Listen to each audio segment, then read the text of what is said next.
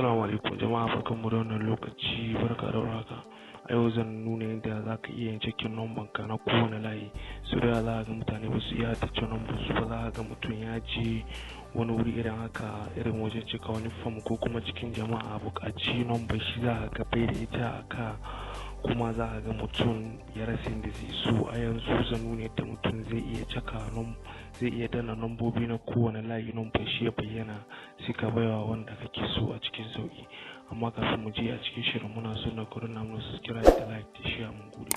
Na farko mutum misali zai je wurin phone nashi haka, misali ga shi na MTN haka, misali za ka danna *663# MTN kenan, sai ka sanna gashi misali gashi nan.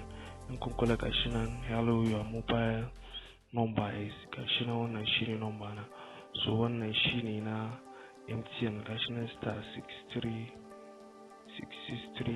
wannan shine na MTN. sai kuma na ZN zaka yaka *121#9, wannan shine na MTN.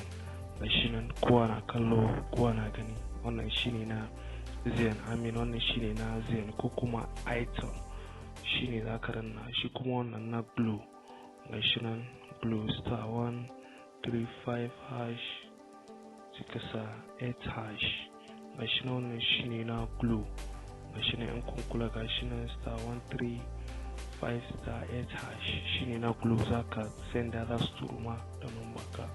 wannan kuma shine na 9 mobile ko kuma Etisalat, gashi nan *2248#, wannan shine na 9 mobile ko kuma Glo. gashi nan haka zaka yi, ko da duk inda aka buƙace ka ko kuma aka tambayi numban ka, ko da baka da shi aka yi haka zaka yi, ka je ka bar numban naka. Mun gode, karshen shirin mu na yau kenan, sai anjima.